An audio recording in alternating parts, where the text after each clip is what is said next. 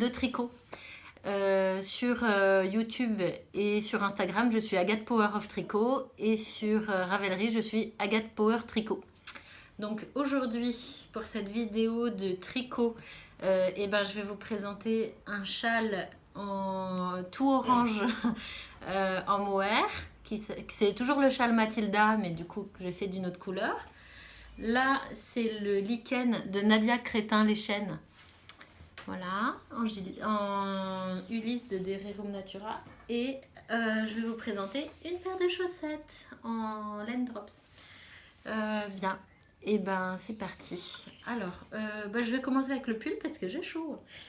Alors, ce pull lichen que j'ai fait en taille S, que j'ai fait en laine Ulysse Dererum Natura, et je vous le montre un peu mieux.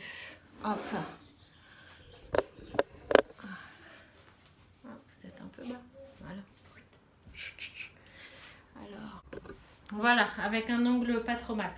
Alors, ce pull lichen, c'est un pull en forme trapèze.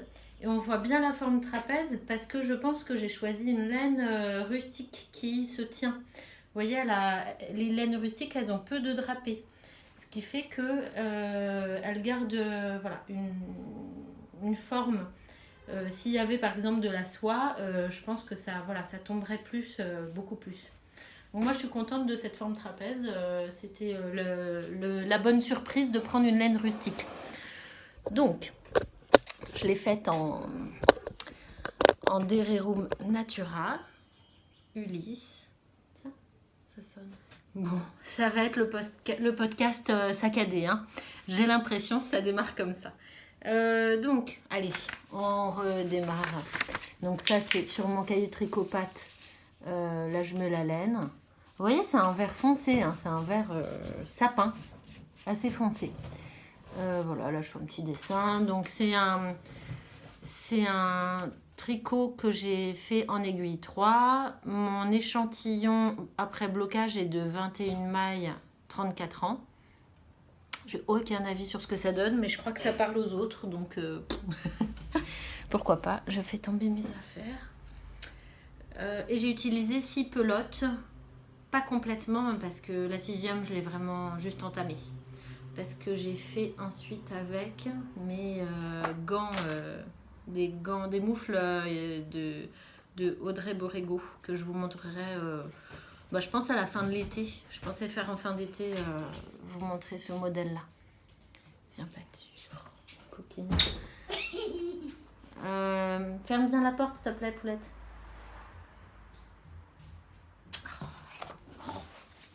C'est exprès? C'est pas possible.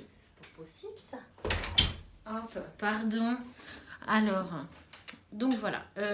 Donc, moi, j'ai fait les manches 3/4 comme préconisé. Alors, je voulais vous présenter ce pull pour une chose, parce que replaçons les choses dans son contexte. Je suis en train de tricoter le pull Sumac, qui est hyper difficile. Donc là, j'attends un reste de pelote qu'on doit m'envoyer par la poste pour le finir. Donc c'est pour ça que je ne vous le présente pas encore, alors que Emma de Tricolibri vous le montre depuis 3 épisodes, en vous disant « Ah, on s'arrache les cheveux dessus toutes les deux, heureusement qu'on se soutient ». Et en fait, la réalisation du sumac qui est difficile, je vais vous montrer, je vais vous mettre une photo en même temps pour vous illustrer. Voilà, c'est un pull très texturé. Il ne ressemble pas tellement à celui-là, mais il m'y a fait repenser. Pourquoi? Parce qu'en fait, ce pull-là, je l'ai recommencé 5 fois. Et je l'aurais abandonné aussi en fait si j'avais été toute seule avec. Et heureusement que je faisais un cal, je participais à un cal que faisait Bulle de Passion. Elle est sur Ravelry et puis sur Instagram Bulle de Passion. Voilà, et heureusement qu'elle a organisé ce cal, on s'est vachement soutenues les unes les autres, on a toutes recommencé plusieurs fois parce qu'en fait, pendant que vous avez ces très jolies torsades qui sont relativement simples, c'est des torsades en côte-torse, et en fait, vous avez des rangs raccourcis derrière pour que l'arrière soit plus haut que l'avant, pour pas que ça vienne gêner devant. Donc vous voyez, il est assez près de la gorge, mais il gêne en aucun cas. Moi, je serrais beaucoup, je pense que celui-là, je l'ai fait après les ambiantes. Donc c'est mon 3e pull que j'ai fait pour moi. Je tricotais encore hyper serré. Et je découvrais la laine d'Everum Natura. Donc je vais vous dire ce que j'en pense. Alors elle bouloche une chouille, un tout petit peu, mais franchement pratiquement rien. Je le mets beaucoup, beaucoup, beaucoup. Et vous voyez, la laine est nickel. Je n'ai pas rasé, j'ai rien fait. Je déteste prendre soin de mes affaires. J'aime qu'elles soient dans un état impeccable naturellement. Voilà, je vous parle avec les selles relevées, c'est rigolo. Enfin, moi ça me fait rire. Voilà, donc vous voyez, donc s'il y a une bouloche par-ci par-là, c'est du presque rien. Ça se trouve, en fait, je crois que c'est même des poussières, c'est même pas des bouloches qui se mettent. Enfin, voilà, des mini bouloches. Allez, est-ce que vous voyez? Je crois que vous ne voyez pas. Là, j'en trouve pas. Voilà, il n'y en a presque pas. Bref, ça illustre bien la qualité de cette laine. Allez, je l'enlève. Je crève de chaud là-dedans. Donc voilà, donc on a des rangs raccourcis. Et donc la difficulté de ce pull, c'est ça, c'est de faire des rangs raccourcis et tout en faisant les torsades. C'est à se tirer les cheveux parce qu'en fait vous les avez aussi derrière. Donc en fait au début ça va parce que vous faites les rangs raccourcis juste là, mais dès que ça comprend les... Oh pardon, j'ai coupé, j'ai eu peur, c'est mon voisin qui crie toujours, mais il joue aux jeux vidéo toujours. Ouais, il m'a fait flipper. Bon, bah il est très fâché contre son jeu. Vache. J'espère que c'est contre son jeu d'ailleurs. Voilà. Non, si je pensais qu'il y avait un risque... bon, il n'a pas d'enfant, mais pour sa femme, par exemple, j'hésiterais pas. Enfin, je réagirais pas comme ça. Hein. Je sais que c'est contre son jeu de vidéo. Bien, voilà. Donc, je vais y arriver. Je suis désolée. Hein. Oh là là, ça va être... Est-ce que ça va être ennuyeux à mourir pour vous que je reprenne tout le temps? Donc voilà. C'est hyper difficile pour une débutante en fait. Donc si une débutante veut faire ce pull là, faut qu'elle se fasse accompagner, enfin qu'elle fasse ça en duo avec quelqu'un qui connaît quoi. Parce que sinon en fait c'est à abandonner en fait. Oh, c'est terrible. Alors en fait moi ce que j'ai fait finalement, parce que je m'en sortais pas, je me tirais les cheveux, en fait la difficulté c'était de continuer la torsade même en maille envers, parce qu'on faisait des allers-retours, donc on n'était pas encore en tricot en rond. Donc continuer la torsade avec les augmentations et tout, en fait, on loupait le truc une fois sur deux. Enfin, moi, je m'en sortais pas. Et là, il faut que la torsade, elle soit nickel pour que ce soit joli, quoi. Si vous avez un décalage ou quoi, c'est pas joli, on voit que ça. Enfin, ça fait tout le pull. Hein. Donc, du coup, à chaque fois qu'il y avait une erreur, on recommençait et puis ça recommençait au début. Qu'est-ce qu'il a de difficile en fait? C'est ça, c'est que en fait même en maille en vert, il faut suivre les torses plus les diminutions. Et en fait ce qui se passe c'est que elle commence son rang 1 là. Alors regarde, hop, elle commence son rang 1 et après c'est ça qui était difficile, c'est que ça faisait pas rang 2, 3, 4. C'était rang 1, rang début du 2, fin du rang 1, fin du rang 2. Alors, attendez, c'est quoi? Ouais, c'était ça. En fait, c'était en décalage. Non, c'est pas aussi compliqué que ça, mais c'était hyper compliqué, j'ai pas compris. Donc, moi, ce que j'ai fait, en fait, pour simplifier la chose, ouais, parce qu'on faisait rang 1. Ouais, je sais pas, c'était en décalage, je comprenais pas. Donc, il y en a, ils ont fait des schémas pour se simplifier, pour comprendre quand est-ce qu'on est en rang 1 et en rang 2. Mais en gros, il n'y a aucune facilité quand on est en train de tricoter. Donc, il y en a, ils ont réussi, comme dit dans le patron. Et moi, ce que j'ai fait, en fait, il y a un demi-rang que j'ai décalé, j'ai compté comme nul. En fait, j'ai fait un tour comme ça, c'était 0. Et j'ai pas fait comme recommandé. Et après, j'ai fait rang 1, 2, 3, 4 à chaque fois. Et donc, du coup, pour moi, c'était simple et j'ai pu faire comme je voulais. Donc, en fait, ça se voit aucunement sur mes torsades. Mais en fait, elles sont décalées d'un demi-rang. Donc, moi, j'ai préféré faire ça et ne pas me tirer les cheveux, quoi, parce que c'était terrible. Donc, voilà. La partie technique. Vous avez vu, quand je parle de trucs techniques... On se dit, oh là là, la pauvre. Alors, ouais, franchement, j'ai pas la tête forcément à être à 100% dans un tricot. J'aime bien regarder des podcasts pendant et tout. Donc là, fallait être concentré qu'à son tricot. Hein. Comme le sumac à certains moments, quoi. Donc voilà, un gros parallèle entre ces deux pulls. Comme je vous redirai pour le sumac, je pense, je ne l'ai pas encore porté, mais c'est un de mes pulls préférés. Je l'adore. Donc autant qu'il est difficile à faire, autant qu'on adore le porter. Enfin, il a un rendu de dingue, il est beau, moi je le trouve splendide, je l'aime beaucoup. Il n'est pas exclu que je le refasse parce que j'aime le produit fini, donc il est possible que voilà, j'ai pas peur du challenge, même si ça a été dur. Je pense que là j'ai acquis un peu plus de niveau, donc je pense que voilà, ce sera moins difficile pour moi. Je referai les mêmes adaptations si elles étaient à refaire. Ah oui, et il y a une chose que je voulais vous dire par rapport à la Dererum Natura, surtout la 100% Mérinos, donc la Gilliatt et la Ulysse. À chaque fois que j'ai fait des projets avec cette laine-là, à chaque fois j'ai flippé pendant que je faisais parce que je trouvais que ça rendait bizarre. Voilà, tant qu'elle n'est pas bloquée, en fait, elle est vraiment pas facile. Elle est pas facile à se rendre compte du rendu. Et dès qu'elle est bloquée, elle s'assouplit et elle est magnifique. Donc, tu joues ce soir ou pas? Ah mince. Non, pardon. Donc voilà pour ce pull. Oui, et voilà pour la laine. Alors moi j'adore la Dererum Natura et à chaque fois que je la tricote, je sais que je l'aime. Je sais qu'au blocage elle se détend et à chaque fois je stresse et j'ai une petite angoisse qui me monte en me disant oh, je me prends la tête et ça se trouve ça va être immonde. Et celui-là, j'ai vraiment eu peur parce qu'elle s'est quand même rallongée. Elle s'est quand même rallongée, heureusement parce qu'il était beaucoup trop petit. Enfin je me suis dit je suis en train de faire un pull pour une naine. Enfin... un pull beaucoup trop petit pour moi, pardon. Donc voilà, j'ai rien contre... je vous parle comme une copine, donc avec mes abus de langage, hein, parfois. Je suis désolée, j'espère que ça vexe personne. Voilà. Trop cool ce pull. Donc ensuite, j'ai rien d'autre à vous dire. Oui, donc c'est la côte torse. Et après, une fois qu'on a passé le début et qu'on est en rond, enfin c'est tout simple, hein, Après, en fait, il y a des augmentations tout le long. Il y a des augmentations tout le long pour que ça fasse la forme trapèze. Donc voilà, les augmentations sont sur le côté du pull, voilà, comme ça. Je ne l'ai pas encore refait parce que je ne sais pas du tout dans quelle couleur le faire. Voilà, je l'aime bien comme ça. Et peut-être que j'en referai un quand il aura trop vécu, peut-être. Je le mets vraiment beaucoup. En hiver, pour moi, pour travailler en manche 3/4, parfait. Voilà.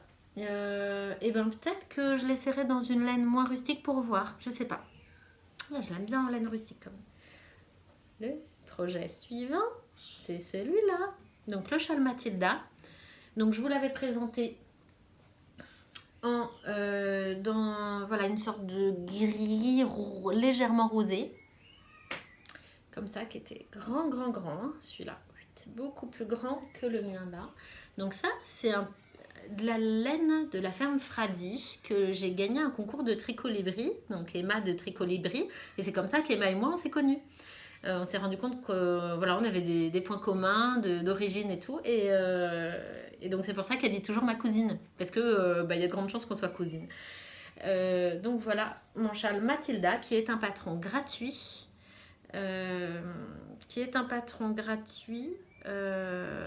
que je vous mets en commentaire, hein, bien sûr, en français, qui est simple comme chou.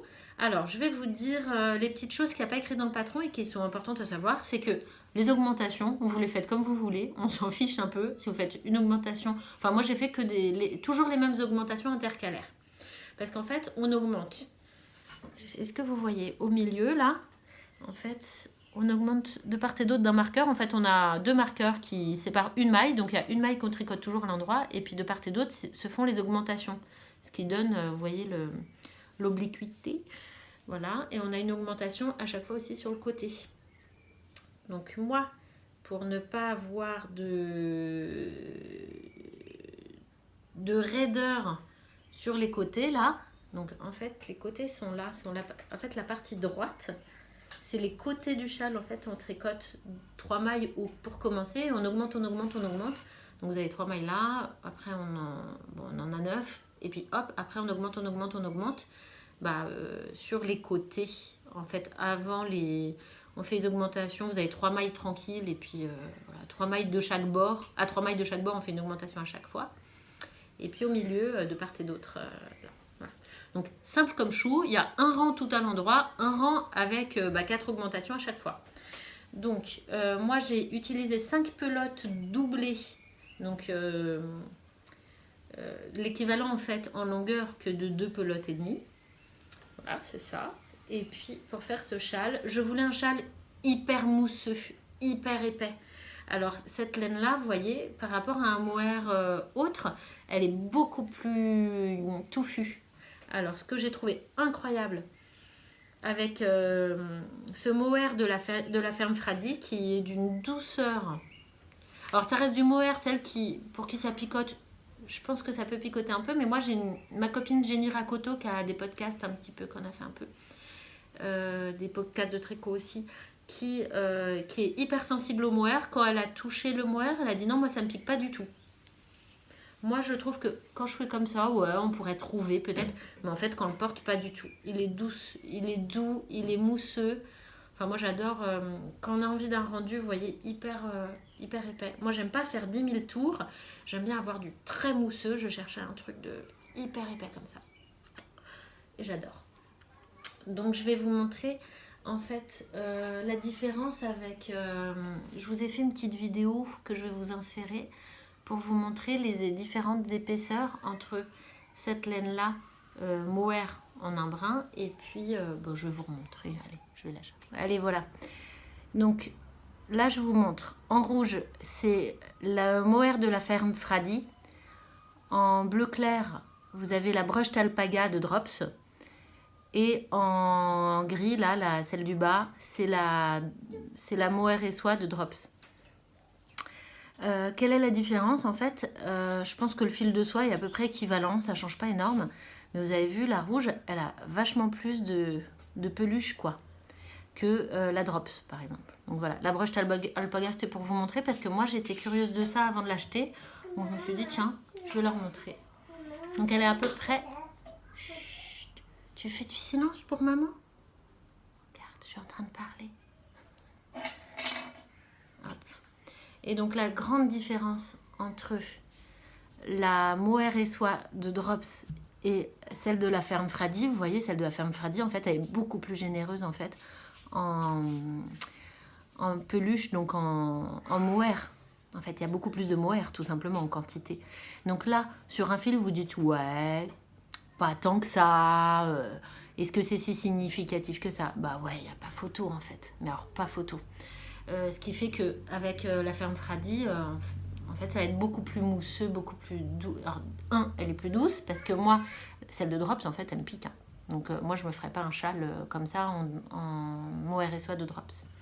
Enfin, peut-être que j'essaierai, mais j'y penserai à 2 fois, en fait, avant de le faire. Que là, bon, bah, c'est mieux quand... C'est mieux quand on tourne le soir. Hein. Les enfants sont couchés, il n'y a personne qui sonne. Voilà. Donc celle qui a sonné tout à l'heure, en fait, c'était pour prendre des clés de boulot. Et puis là, elle m'a ramené, elle se reconnaîtra. Et ça ne me dérange pas du tout, mais c'est le carnage. Ça va être le carnage du montage. Bon, c'est pas grave. Voilà. Tac, tac. Quoi dire d'autre? Ah oui, hyper important. Pour avoir un côté souple comme ça, il faut vraiment faire un jeté à l'avant-dernière maille. Donc, je crois que je vous ai fait une petite vidéo pour illustrer ça, mais au cas où, je vous le redis. Donc, on fait un jeté avant de tricoter la dernière maille du bord. Et puis après, on retourne. Et en retournant, on tricote la première qui était juste la dernière maille. Et puis, le jeté, en fait, on le lâche tout simplement pour donner une souplesse. Voilà, c'est tout. Donc, voilà. Ce joli châle qui ira très bien avec mon manteau, avec mon manteau bleu marine. Alors là, je ne l'ai pas bloqué, donc je pense qu'elle va s'étirer un petit peu ensuite. Voilà, moi j'aime du mousseux, je me prends pas trop la tête sur comment je mets mes châles. Voilà, en général, c'est comme ça. Hop, voilà. Vous avez vu? J'ai même pas besoin de le faire mousser pour qu'il monte, quoi. Oh, un bonheur. Merci à la ferme Fradi qui m'a fait découvrir par le biais d'Emma ce mohair.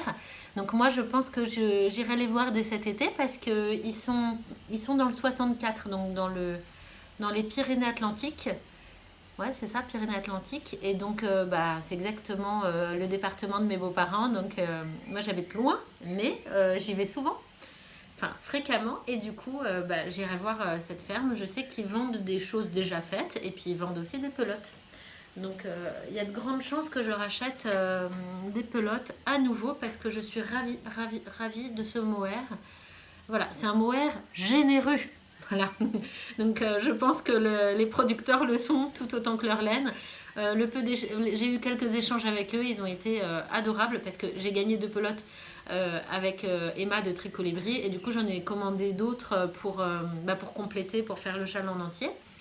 Et ils ont été adorables pour voir si ça correspondait bien à la bonne couleur, le bon bain et tout. Franchement, hyper. Je vous montre pas d'étiquette parce qu'ils en ont pas. Ils ont été hyper patients, gentils à l'écoute, voilà. Et sans savoir que j'allais en parler dans un podcast. Donc voilà, ils voyaient pas il n'y avait pas de côté commercial dans l'affaire. C'était juste pour voilà, un bon esprit de vendeur à client. Voilà, hyper gentil, comme beaucoup de gens dans cette région d'ailleurs. Voilà, mon beau châle Mathilda. Touc, ça c'est fait. Ensuite, je vais vous parler des chaussettes. Alors moi, comme je vous ai dit précédemment, je fais des chaussettes. C'est les chaussettes simples de Alice Hammer, modèle simplifié, je sais plus. Je le trouve sur YouTube. Il y a Knit Spirit, dont je regarde beaucoup les vidéos tuto, tous les montages et rabats que je fais. La plupart, si je trouve ses explications à elle, je les aime beaucoup. Elle en a plein. Je trouve ses vidéos très bien faites. J'aime bien la fille. Voilà, c'est sympa, je trouve, de faire. En fait, elle fait des vidéos de yoga et des vidéos de tricot. Je trouve ça assez rigolo. Moi, je suis pas hyper fan de chaussettes, donc je regarde pas nécessairement tous ces podcasts parce que c'est beaucoup de chaussettes. Mais je pense que je m'y mettrai un peu plus, un de ces 4 aux chaussettes, et je pense que je revisionnerai ces podcasts à ce moment-là. Alors, ces chaussettes, écoutez, elles sont simples, hein. C'est des côtes, ensuite du jersey. On fait les German Short Rose pour le talon. On finit en jersey et un rabat grafting. Voilà, un rabat grafting, très simple. C'est mes premières chaussettes, elles sont nickel. Je ferme la porte parce que monsieur fait le ménage. C'est bien fermé et on entend quand même. Donc voilà, les chaussettes, j'en suis ravie. Donc moi, j'avais peur avant de faire des chaussettes que ce soit épais, que ce soit pas hyper agréable aux pieds, que ça tombe. Et en fait, moi j'ai fait le modèle le plus simple qui existe. Et vous voyez, ça tient bien. C'est pas d'une élasticité hors pair parce qu'il n'y a pas d'élastique. Mais vraiment, enfin, moi je passe mes journées de boulot avec. Je suis pas assise. Hein, je m'active, comme on dit. Voilà. Et ça tient, c'est super.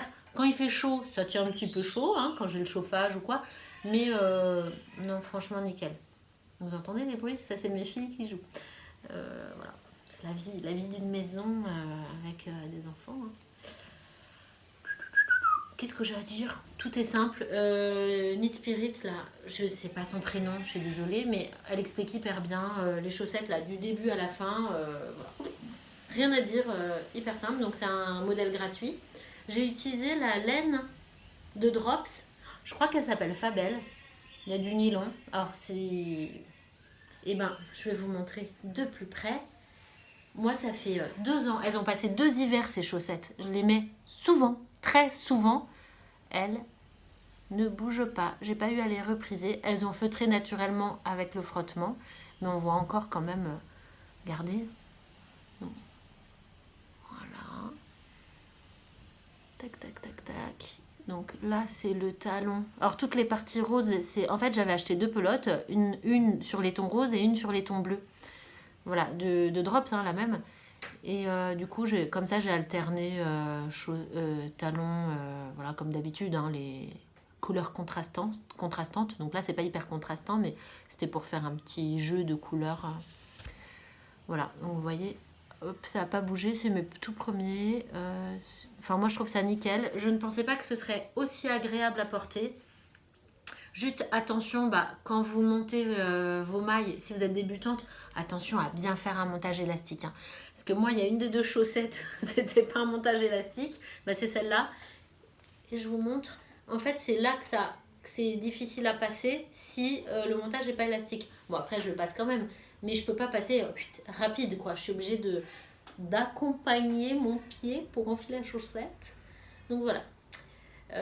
Cette chaussette dans cette laine là qui ne bouge pas, qui est vraiment pas chère du tout, que j'ai commandé sur Calidou. C'est le gros revendeur de Drops, quoi. Nickel. Je vous parlerai pas énormément de chaussettes parce que je suis pas fan, en fait. Je suis pas fan de regarder des podcasts qui en parlent, donc voilà, je m'arrête là sur les chaussettes. Qu'est-ce que j'ai à dire? Alors, cette fois, j'ai pris des notes dans mon bullet journal pour le prochain podcast. Ah, ça pleure. C'était écrit. Les coupures. Donc, rien de grave. Elle va très bien. Mais elle avait besoin d'un gros câlin parce qu'elle avait mal, quoi. Voilà. Mais rien de grave. Ah oui, quand vous avez un enfant qui a mal et voilà, là, elle a 7 ans. Dès qu'elle a mal, je lui dis, est-ce que tu arrives... Là, c'était la main, elle s'est tordue les doigts. Est-ce que tu arrives à bouger? Est-ce que c'est pire en bougeant? Oui, non. Oui. Refais encore une fois. Ça va. Hop. Et puis, ça aide. Ou de dire, tu saignes pas. Des fois, ça permet de passer... après le câlin, ça permet de passer... Bon, bref. C'était ma petite astuce. Vous regardez pas du tout pour ça. Alors, j'ai pris des notes. J'étais en train de dire que dans mon bullet journal, j'ai pris des notes pour le prochain podcast. Alors, je vais vous dire, parce que là, on arrive à la partie... Ah oui, j'ai pas noté encore mes coups de cœur. Oh, j'en ai en plus. J'en ai. Eh ben, les podcasteuses, donc les coups de cœur, et puis après, on fera les podcasteuses. Bon, je regarde les coups de cœur, et puis, et puis on recoupe. Il y a un truc aussi que j'ai oublié de dire, c'est que pour celles qui hésitent à faire des podcasts, en fait, je crois qu'il ne faut pas hésiter. Moi, ça faisait un petit bout de temps que j'hésitais. Est-ce que j'ai le temps? Est-ce que je me rajoute ça un peu Et en fait, je passe tellement un bon moment à le faire. Je ne me mets pas trop de pression sur le timing, sur ce que je mets dedans ou pas, si je fais un montage ou pas. Ce qui me semble bien à faire, je le fais, et puis si ça me convient. Et il y a une formidable en fait communauté tricot, hyper bienveillante, très encourageante. Je trouve qu'il y a des échanges dans les commentaires et tout, et moi je trouve ça sympa. C'est hyper agréable. Voilà, moi j'ai un petit tricoté que j'organise une fois par mois, mais je me sens un peu seule dans le tricot. J'ai pas quelqu'un tous les jours avec qui échanger. Alors j'ai une bonne copine qui sait voir la qualité de ce que je peux faire. Elle m'encourage à le faire, mais voilà, j'ai pas beaucoup de... Je vois rarement des gens qui vont échanger sur les nouveaux modèles sortis ou sur... voilà, qui vont en parler des heures avec moi. Ou bien c'est des gens qui n'ont pas le temps, ou... voilà. Et donc, ce podcast, c'est un peu comme si... voilà, ça compense un peu cette relation-là qui peut manquer avec un loisir qui est un peu particulier comme ça. Enfin, particulier, c'est pas particulier, mais... moi, en tout cas, dans ma ville et dans mon entourage, en fait, il y a pas grand monde qui échange avec moi là-dessus. En tout cas, pas au quotidien. Et donc là, quand ça me manque un peu, je fais un petit podcast. Voilà, je suis un peu impatiente de le faire.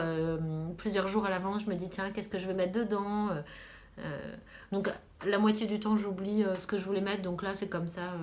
Voilà, les remerciements, j'y pense presque tous les jours à dire, oh là là, faut que je le mette, mais où ça, comment c'est jamais simple à... Enfin, c'est tout simple et pourtant, voilà. J'ai tellement hâte d'exposer des nouvelles choses que des fois, j'en oublie. On n'a quand même eu qu'un téléphone face à nous ou un appareil photo. Donc, bon, voilà. On pense pas à on remercie quand on a quelqu'un en face, mais pas toujours un appareil, quoi. C'est bizarre. Enfin bon, je crois qu'il ne faut pas hésiter, c'est chouette. Moi, je trouve que plus il y a de podcasts, plus c'est sympa. Il y en a pour tous les goûts. Je sais pas, je trouve ça chouette. En tout cas, merci à toutes celles qui m'encouragent. C'est vraiment très encourageant. Ça donne envie de continuer. C'est vraiment un échange chouette. Je suis pas du tout... Enfin, on n'est pas gavé de commentaires. Hein, c'est sympa d'en avoir... Voilà, quand on voit un commentaire, on se dit « Ah, super !» Il y a toujours des petites choses en rab. Enfin, voilà. Sympa. Allez, on y passe à ces coups de cœur. Le podcast décousu, mais bon, je me dis c'est bon, hein, on n'est pas des robots, on est humains. Voilà, c'est une vie de famille, c'est une vie d'une maison, il y a des gens qui passent. Alors, il n'y a jamais autant de gens qui ont sonné chez moi en une journée. Hein. Mais bon, voilà. Allez, on y va. Et ben, le premier que je trouve hyper original, je trouve que ça ressemble à un sweat cousu, et c'est un tricot que je trouve très joli, qui s'appelle Oululu. Ouais, Oululu. Alors peut-être que c'est Ouloulou. Et donc la designeuse, donc c'est un patron en anglais payant qui est dans les 7 dollars et quelques.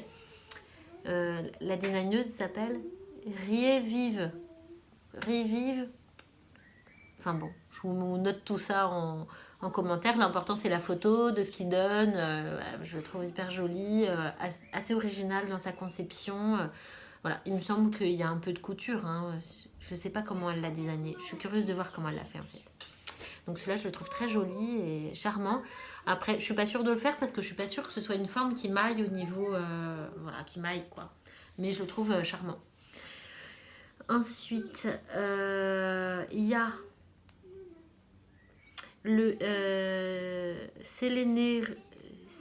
Sélénicerus de Marie-Amélie Design. Alors, j'ai jamais tricoté de patron de Marie-Amélie Design et je suis très curieuse de tricoter ces patrons. Et donc là, le Sélénicerus, pas facile à dire, il me plaît bien, je le trouve joli aussi. Et puis voilà, ce serait l'occasion de tester un de ces patrons. Il y en a d'autres qui me plaisent aussi, mais voilà, j'ai pas encore de gros coups de cœur, donc je pense qu'il faut vraiment essayer un de ces patrons. Et puis de ce que j'ai cru comprendre d'autres podcasteuses, on rentre dedans, mais à fond les ballons quoi.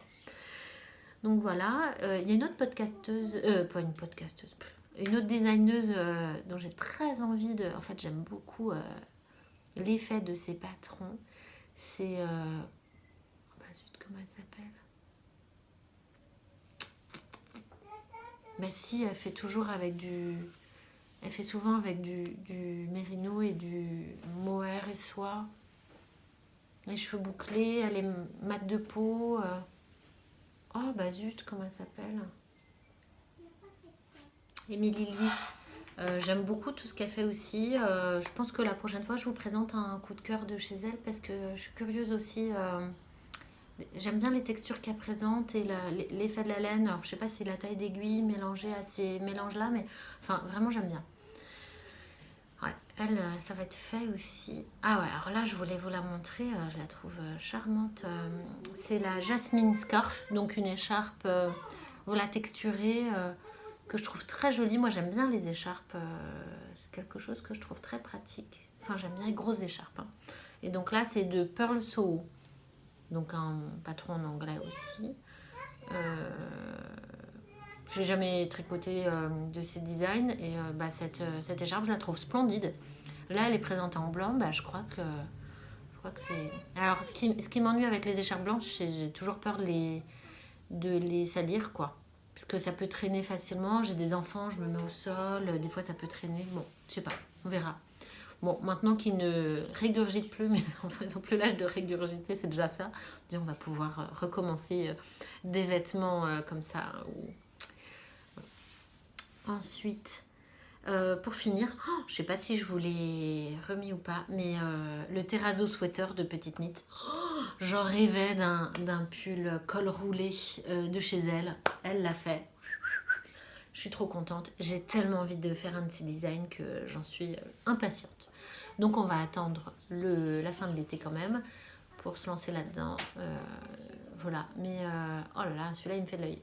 Enfin, je vais tricoter au moins 2 dizaines de chez elle, c'est sûr. J'adore. C'est des patrons payants, hein, de petites knits. Oui.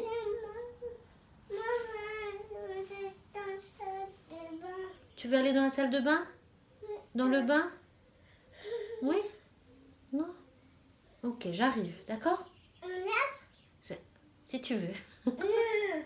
Allez, je finis et puis après je viens, d'accord? Oui? Ok. Alors, ensuite, tiens, la petite coquille. Viens voir, hein, quand même. Allez, les podcasteuses. Une de mes chouchoutes. J'adore comment elle organise son podcast. C'est Ambion. J'adore. Elle fait partie de celles qui m'ont donné envie de coudre, notamment parce qu'en fait, elle montrait... Ah, c'est à moi. Mais chut, regarde, je parle. Et notamment parce qu'elle a... En fait, elle montrait... Elle est arrivée, mais... Ouais, son mimi. Alors, pourquoi j'aime bien... Parce que déjà, elle montrait ce qu'elle cousait en commençant. Donc moi qui n'avais pas encore commencé, j'ai trouvé ça trop cool. Et voilà. Donc comme je commence à coudre, je me dis, bah tiens, de même, je peux montrer ce qu'on peut arriver à faire en débutant en fait. Donc ça, je la remercie d'avoir montré ses débuts parce que c'était hyper chouette ce qu'elle faisait déjà. Et ça m'a vraiment motivée, quoi. Je me suis dit, ah ouais, là c'est possible. Parce que, voilà, quand on débute, on n'a pas un niveau de dingue tout début. Elle faisait des choses super chouettes. Et là, j'aime bien comment elle a réorganisé son podcast parce qu'elle montre plusieurs pièces tricot et couture ensemble. Et voilà, il y a un peu le lookbook qui est fait. Je trouve ça bien, voilà, elle montre ses petits looks ensemble. Je trouve ça vraiment chouette, hyper joli, bien choisi. Bien, j'aime beaucoup ce podcast. Il y a de grandes chances que vous le connaissiez de toute façon, mais voilà, bah, si vous le connaissez pas, courez-y, quoi. Ah oui, alors là, je voulais vous parler ensuite d'une vidéo que j'adore de Triple L de Mag. Je pense qu'elle est plus à présenter. Moi, c'est la première podcasteuse que j'ai découvert parce que, je sais pas, j'ai tapé au pif jacquard tricot. Je ne savais pas en fait ce que c'était le jacquard. Je savais que c'était un mot de tricot et un mot aussi de tissu. Mais je savais pas à quoi ça correspondait. Je suis tombée sur son podcast qui parlait de jacquard et ça m'a donné envie. Alors j'ai fait du jacquard plus tard parce que j'étais encore débutante, mais donc j'ai découvert elle comme podcasteuse et je trouve que une de ses vidéos que je préfère, c'est celle sur son retour sur les laine drops. Donc elle en a tellement tricoté de différentes qualités que elle dit bien comment ça vieillit. Voilà, alors j'adore je pense que je vais le re-regarder d'ailleurs parce que voilà, je découvre aussi d'autres choses et là j'ai envie de tester un peu d'autres qualités de drops aussi pour certains projets où j'ai pas envie de mettre trop cher et donc j'ai beaucoup aimé cette vidéo, je vous la conseille vraiment, super chouette. Et enfin, c'est grâce à un commentaire, une fille qui m'a commenté pour me proposer d'autres podcasteuses qui m'a présenté du style dans ta bobine. Et donc je suis allée voir et je trouve hyper chouette son podcast. Donc elle teint et elle tricote et ouais, vraiment chouette. La fille voilà, est sympathique, elle décrit bien, elle est claire. Voilà, c'est chouette. Bien, voilà quoi. On a fini. Bon, bah la prochaine fois, je pense que je ferai plus le soir ou quand je serai toute seule à la maison parce que, enfin, vous me direz si c'était vraiment un carnage ou si ça passait quand même comme épisode entrecoupé. Mais bon, on fait comme on peut, on fait avec ce qu'on a, on fait, voilà. Ah oui, il y a une dernière chose que je voulais vous dire.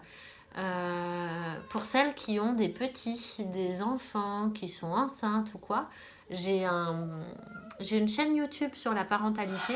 Alors pas que j'ai besoin de plus d'auditeurs parce que c'est une chaîne qui marche bien, mais parce que moi j'aurais bien aimé connaître ce genre de chaîne-là quand j'ai eu mes enfants. Alors j'ai eu la chance d'avoir eu des super collègues qui m'ont expliqué plein de choses, mais là c'est une chaîne qui contient du gros contenu contre les coliques, contre voilà... plein d'astuces kiné, donc comme c'est mon métier, voilà, et il y a plein d'astuces de maman kiné, quoi. Donc c'est là pour éviter les têtes plates, quoi faire en cas de plagiocéphalie, c'est les têtes plates, voilà, la diversification, comment réguler la tétine parce que ça a des effets néfastes quand c'est trop utilisé. voilà, comment se placer par rapport à ça. Et voilà, c'est une chaîne qui va pas culpabiliser, mais qui est assez chouette. Donc je me dis, bon, voilà, ça peut peut-être vous intéresser. Je vous laisse avec mon générique de fin, je le mets à la fin parce que celles qui veulent couper, elles coupent. Et puis je vous mets des petites vidéos, photos de différentes choses. Et puis une vidéo, et puis voilà, une jolie musique que j'aime, c'est pas du tout objectif parce que c'est fait par mon conjoint. Y en a qui m'ont posé la question d'où ça venait, donc c'est mon conjoint qui compose. Et je vous mets le lien d'écoute gratuite pour sa musique pour celles que ça intéresse, comme ça m'avait été demandé. Voilà. Et ben j'espère que ça vous a plu. Et puis à la prochaine avec enfin le sumac, j'espère. Si je reçois enfin Malène, j'espère qu'elle s'est pas perdue par la poste parce que je serai verte. Il me manque ça de la manche. Hein. Donc voilà. Allez, à bientôt. Merci pour votre écoute. Merci pour vos encouragements. C'est hyper chouette. J'adore le partage que ça crée. Et si vous avez des suggestions de toutes choses, vraiment je suis preneuse, complètement à l'écoute de tout ce que vous pouvez me commenter, me dire. Voilà. À bientôt.